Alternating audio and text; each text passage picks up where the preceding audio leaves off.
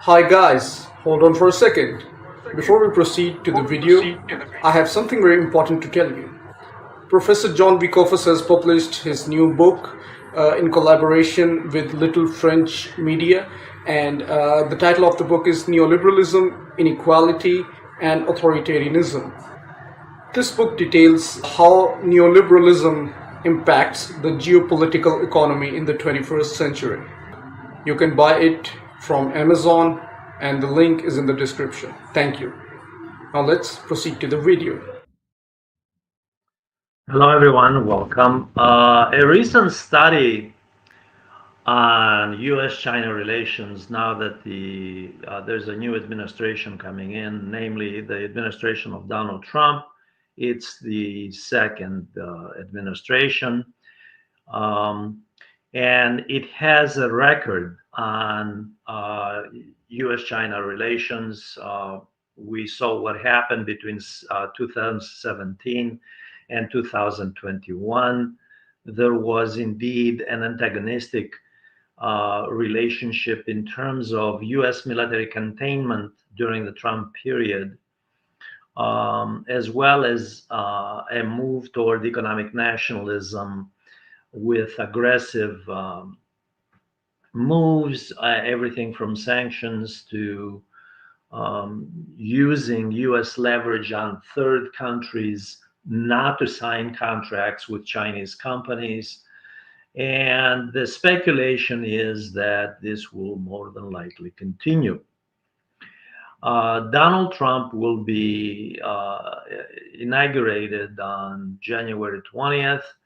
I will be doing a lengthier video on the course of US-China relations. And this is just a small sample of some of the topics I will be covering, but I want to begin with a study that the Carnegie Endowment for International Peace recently published.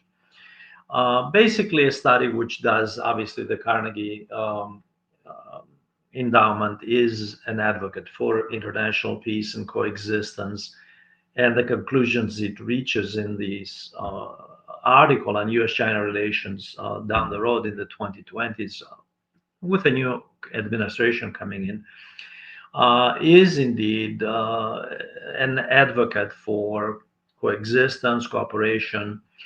It does talk about the possibility of war, and that will not be in the interests of anyone.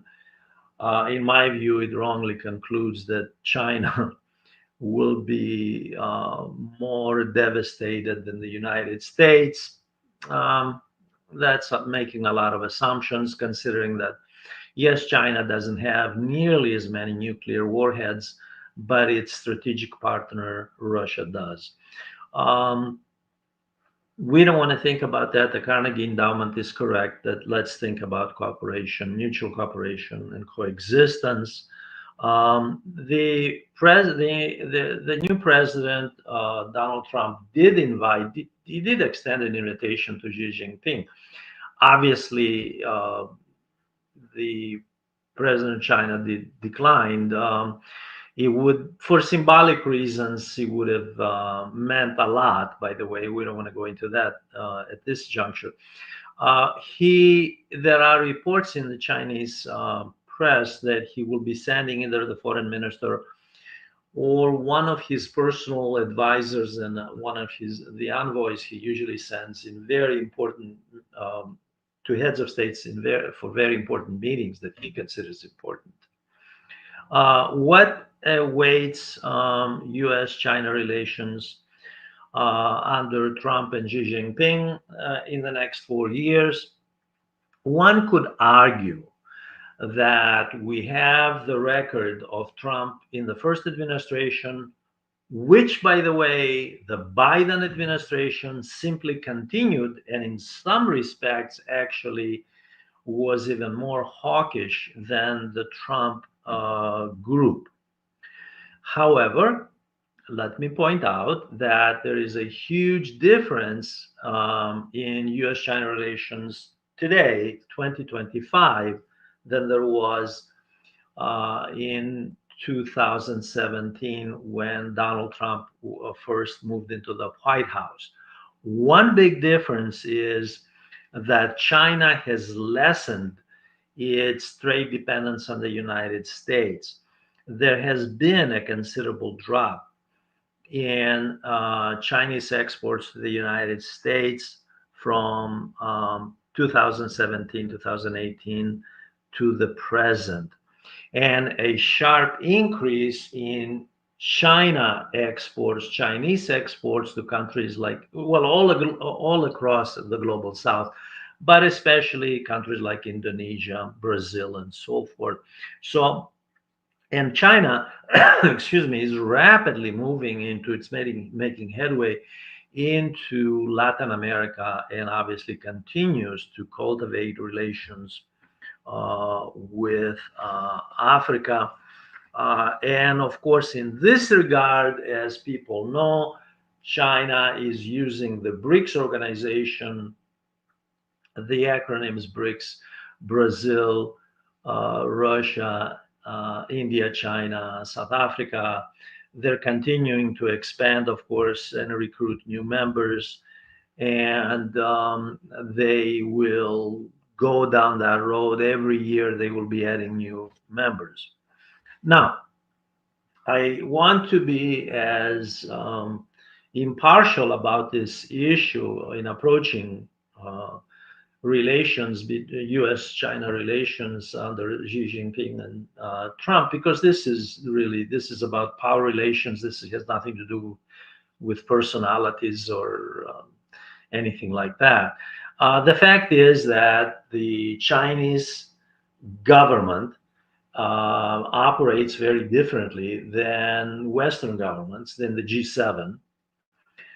It has been the desire of the United States and the G7 to have the Chinese government operate the way they do, namely to have the private sector, the corporate sector, big capital have input in policy, and to have both domestic and foreign corporations essentially call the shots on policy and everything from deregulation to labor management relations to fiscal policy to monetary policy.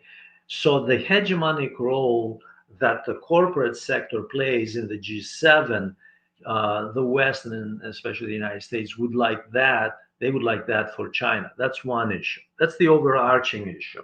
There's another one.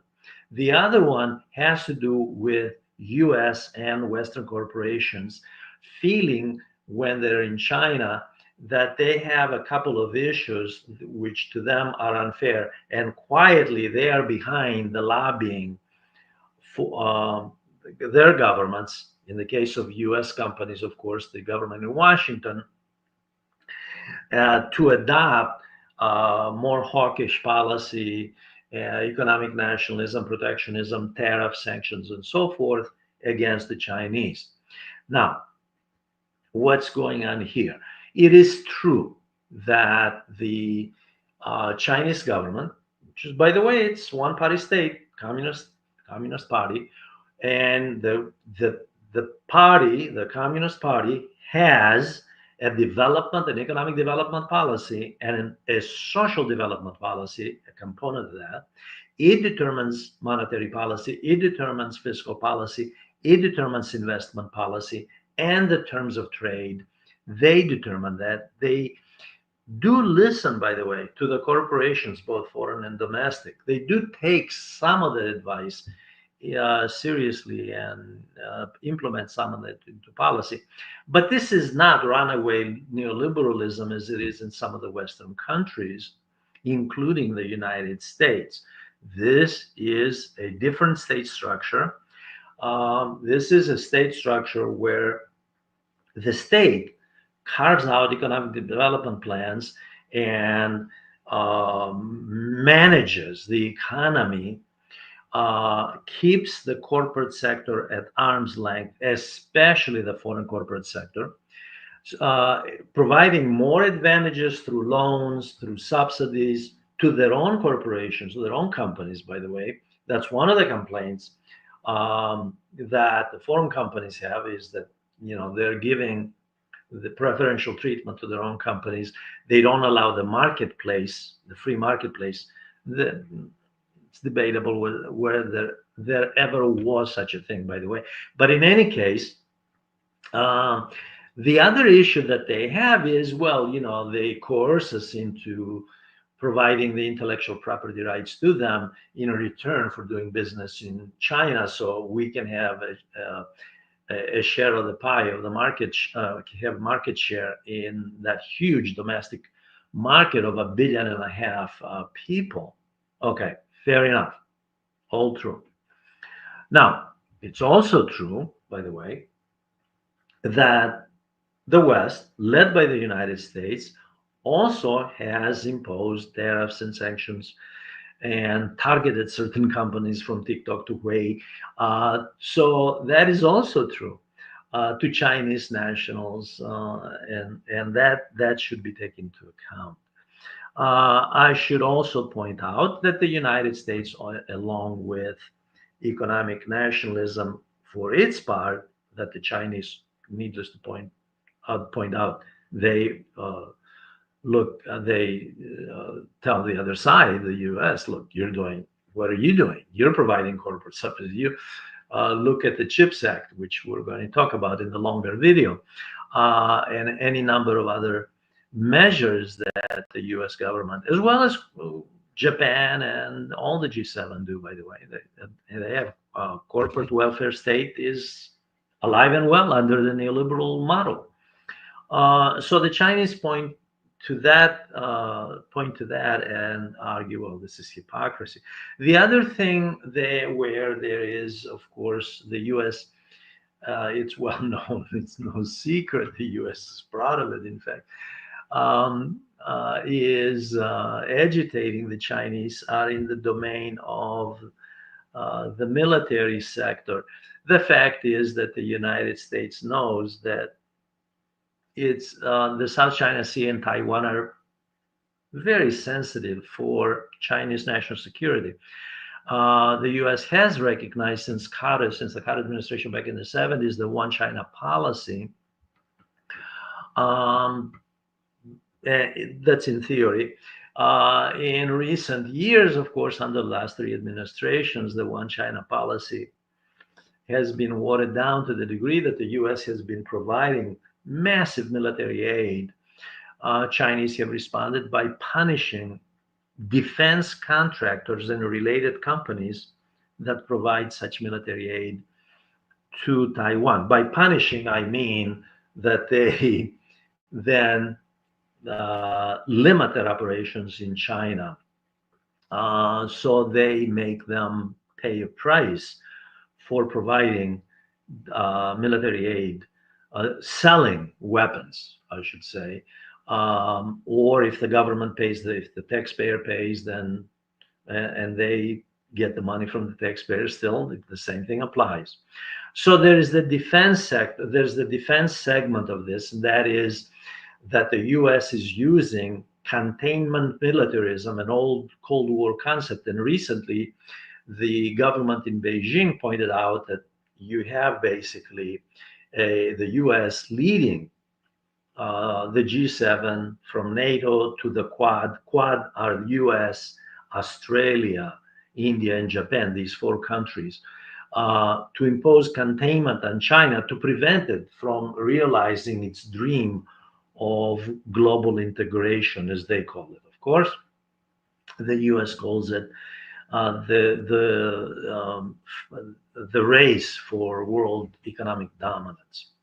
These are some of the issues that I'm going to be discussing in the longer video about U.S.-China relations for the next 4 years between Trump and Xi Jinping. There are many, many others. There are many dimensions to this, from artificial intelligence, by the way, the latest developments on what Biden did just before going out the door, leaving the White House, as well as semiconductors, as well as the auto industry. So there are many dimensions to this. There is also the issue of how China is really making headway right next door to the United States, in Mexico and Latin America, by the way, in Africa, um, in throughout Asia.